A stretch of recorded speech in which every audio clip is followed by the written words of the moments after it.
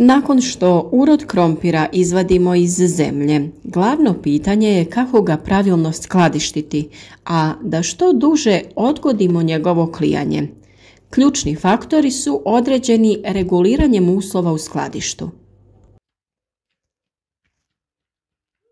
U današnjem videu ćemo vam reći sve o načinu čuvanja krompira kako bi vam što duže trajao, bio kvalitetan i naravno ukusan.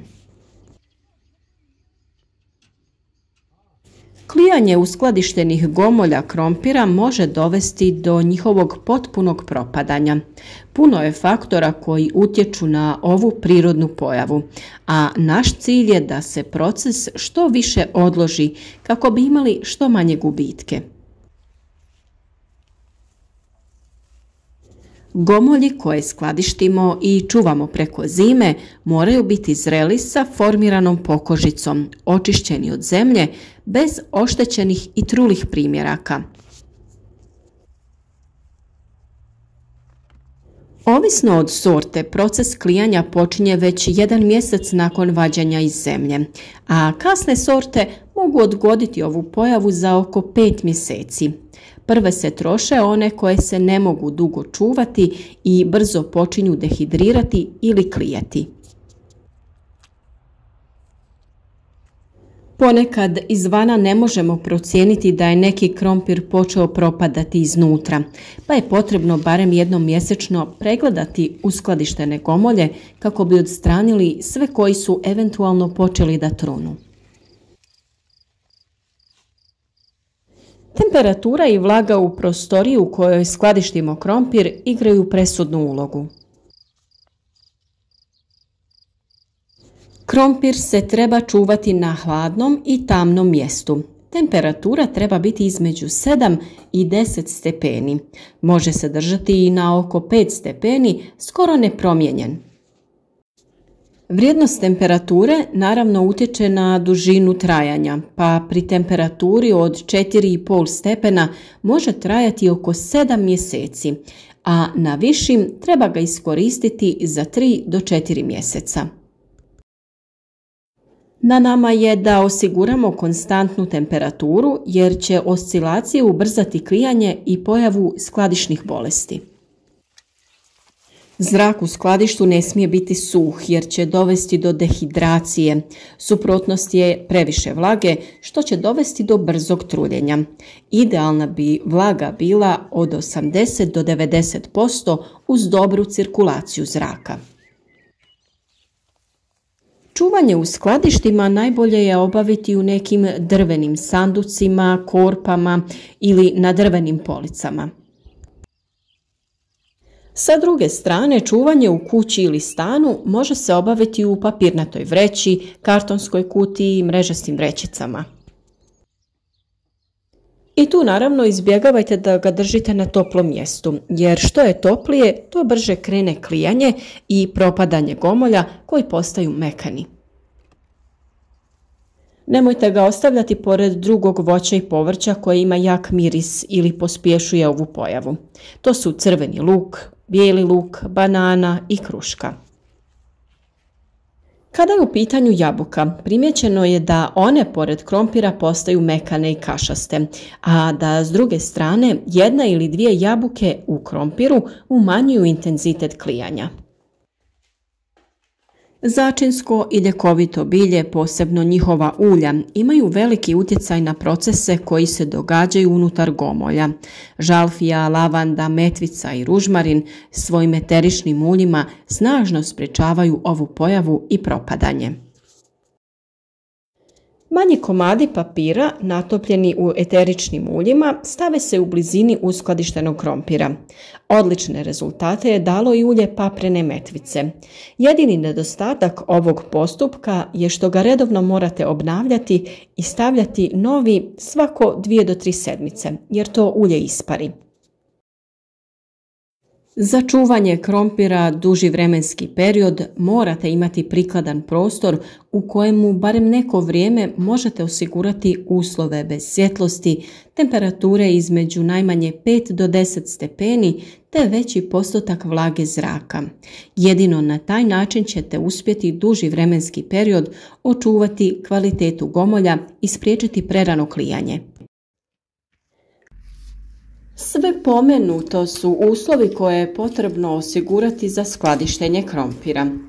Ukoliko ste većinu tih uslova ispunili, ali i dalje imate problem sa održavanjem kvalitete krompira u skladištu i njegove dugotrajnosti, možda trebate obratiti pažnju na način uzgoja. Tokom uzgoja, prihrane i ostalih agrotehničkih mjera određujemo kvalitetu uroda. Kako usjev prolazi kroz 5 značajnih razvojnih faza, potrebno je pratiti njihovu dinamiku i stvarno stanje na parceli. Prva faza je nicanje i obično se prve biljke pojavljuju iz zemlje poslije 20 do 25 dana. Troše se tada rezerve hranjive materije iz krtole koju smo posadili. U narednih 25 dana dolazi do intenzivnog rasta i počinje formiranje krtola. Zatim slijedi cvjetanje koje može da traje do 28 dana. U ovom periodu pojedine krtole su veličine jajeta i formira se oko 75% uroda. Nakon toga slijedi faza koja najduže traje i tokom koje dolazi do njihovog povećanja i nagomilavanja rezervnih materija. Sa sušenjem vršnih dijelova zelene mase počinje posljednja faza zrenja.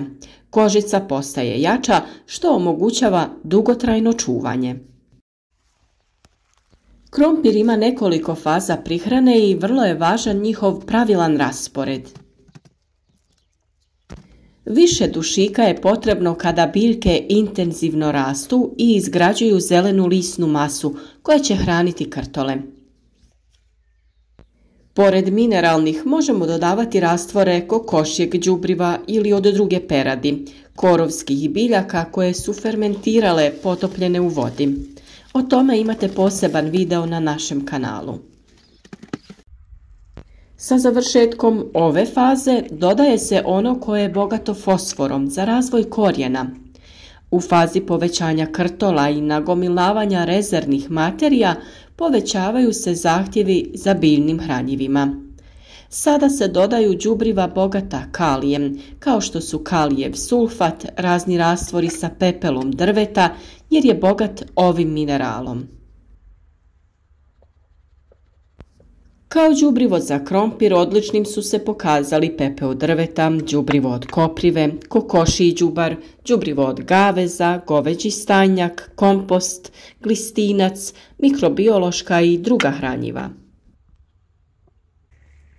Krompir odlično reaguje na dodavanje pepela tokom sadnje.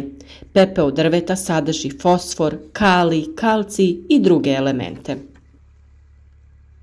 Đubrivo od koprive je još jedno odlično đubrivo na koje krompir dobro reaguje. Ukoliko se ovo đubrivo primjenjuje folijarno, pozitivno utječe na cjelokupnu biljku i povećava njenu otpornost. Kopriva se može koristiti i kao malč. Njene žarne ćelije smetaju krompirovoj zlatici prilikom izlaska iz zemlje i vraćanja. Zbog toga će manje da se zadržavaju na krompirištu koje je malčirano koprivom. Đubrivo od gaveza je bogato sadržajem kalija. Pored kalija sadrži i druge hranjive materije i minerale. Pošto je krompir veliki potrošač kalija, on izuzetno dobro reaguje na primjenu ovog hranjiva. O toj temi imamo poseban video na našem kanalu, pa ga pogledajte kako bi bili spremni za narednu godinu. Na vrijeme odradite pojedine korake tokom uzgoja. Upravo iz tog razloga uvijek preporučujemo da zapratite naš kanal jer većina savjeta je vezana jedna za druge. U jednom videu vam opišemo neki postupak koji kasnije samo povežemo sa drugim, pa vam onda dio uputa nedostaje ako ih niste na vrijeme poslušali. Sve o uzgoju krompira i drugog povrća i voća potražite na našem kanalu, gdje stvarno imate riznicu video savjeta kako da vaš vrt ili bašta budu uspješniji nego ikad. Zapratite naš kanal, a klikom na znak zvonca osigurajte sebi da za svaki novi video dobijete obavijest kako bi bili u korak sa radovima. Lajkajte video koji vam se sviđa i slobodno podijelite na vašim društvenim mrežama. Želimo vam zahvaliti što pratite naš rad, a pišite nam i u komentarima sva pitanja, sugestije ili nam samo javite od kud nas pratite. Lijep pozdrav svima!